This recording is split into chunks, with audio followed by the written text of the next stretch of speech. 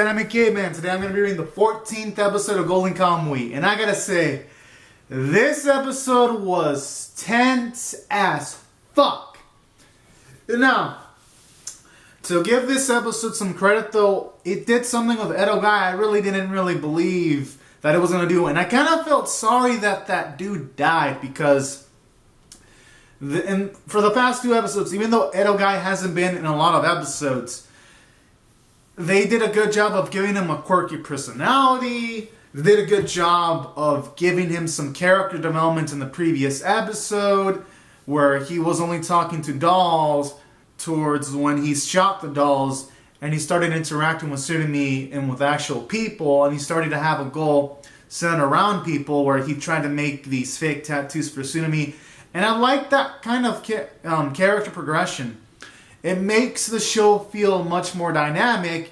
And then when Edo guy finally died with like his leg being crushed, and then the final thing that he gave Tsurumi's henchman dude was iron, so that Tsurumi could figure out that if you wet the material in water, you can find out that it's actually a fake tattoo. I like that sort of stuff because, for one, it's going to give Edo guy some impact even though he's dead. And two, it showed us how cool Edo guy can look when he's actually serious.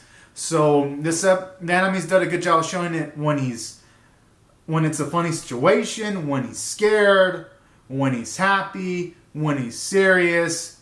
It really did a good job of giving us all the range of emotions he can have. So props to the episode for that on itself. It did a good job of completing his character arc even though he ended up dead. So that's a positive. And then another thing I really enjoyed about this episode is you slowly get Sugimoto and Shirashi also bonding, because at the start I was like thinking, because of my live reaction, I was thinking, shouldn't they get Ashirpa and the other dude to help out?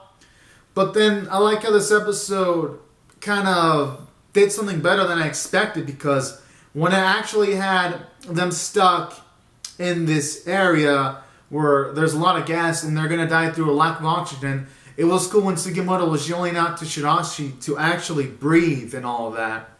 And that was really something beautiful to see. These two slowly bonding into some kind of like a small bromance going on, which is nice. It's showing off that when it comes to character dynamics in Golden Kamuy, they're always fluid, they're always changing, they're always growing. It makes it feel like, it makes the show feel natural. It makes these characters much more endearing. These type of sequences I enjoy more than the action sequences. And don't get me wrong, the action sequences in this episode were good, but I felt like the animators could have staged it better though. Because there was a scene where Agata was trying to shoot one of Tsurumi's henchmen, and it's established that a lot of Tsurumi's henchmen have good aim. And then all of a sudden, when Agata is right there, he couldn't even clip him in like an arm or something, or bruise him. No, Agata just gets out of that fine. And I felt like maybe the animation directors could have staged it better. Maybe they could have had Ogata maybe a slight farther distance away to emphasize that he was able to get scot-free, or something along those lines, so it doesn't just feel like Agata had fucking plot armor or some shit, because that's how it felt like. So that wasn't an issue with the script itself. That was a slight animation issue, but that's not going to really make this episode bad for me. This episode was great regardless of that. And aside from that, I like how this episode still had its quirky humor when you had Edo guy try to escape using the polar bear costume. That shit was random as fuck. And it was a nice contrast too, because in the previous episode it's springtime, and just having him have that bear suit, the polar bear suit on, it was a nice contrast to the situation, and I fucking love that shit. And I also like how it simultaneously showed off some of the street marks that Edo guy has too. So that was pretty cool. And then aside from that, I also like how near the end of the episode, you had a situation with Shirazu and Sugimoto, and they were about to confront with Hijikata and Ushiyama, and it was like, seriously, the anime did a good job of having like the sounds feel tense, and the art design in that scene was great too, because everyone's expression was tense. It was like, oh Jesus. It had like kind of like a Mexican standoff scene, like with everyone just staring at each other, and I was like, fuck. Like, shit looked pretty grave.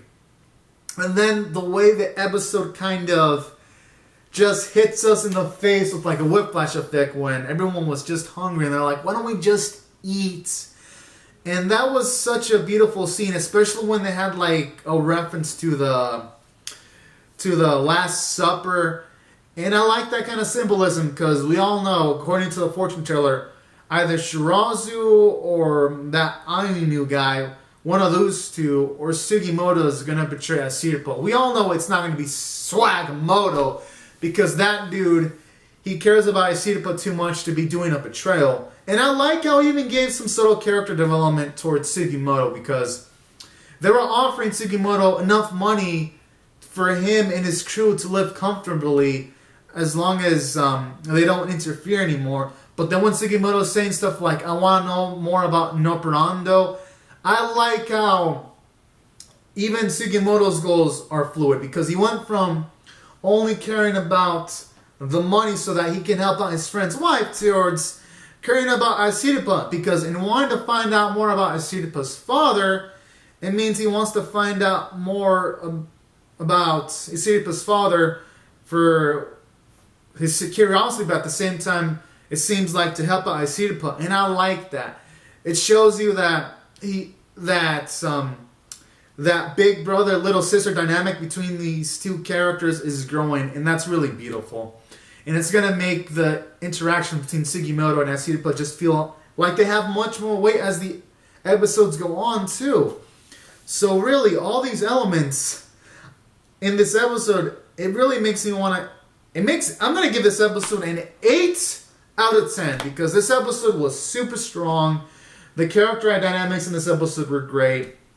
We get character development with Edogai and Sugimoto, and you really can't ask for more. And you even had humor thrown in, like when Asirpa saw Sugimoto and Shirase be saved, and then he's like, Dick Sensei, and I was like, I was fucking laughing at that sequence, like. When it comes to dialogue, this anime just fucking brings it. And you couldn't really ask for much more. Like, seriously. They literally could have had, like, a sequence of 5 minutes with Sugimoto talking to Hijikata and Shirase and all the other characters. And it would have probably been more interesting than the action sequences themselves. And don't get me wrong, I enjoyed the action sequences, but the characters in this show are just so lively. Like, I just love hearing them talk. So anyways, guys, comment down your thoughts in the comment section below on your opinions about the episode. Rate the video whether you like or disliked it. Subscribe if you want to see more reviews. And for everyone else, have a great and safe day. And I'll see you guys later. Oh, and I'm not going to forget about you manga fans, but comment down your thoughts on how this anime is living up to the manga adaptation. I'm really curious to hear your thoughts. And for anime onlys, comment down your thoughts on the episode too. And have a great and safe day. Bye bye.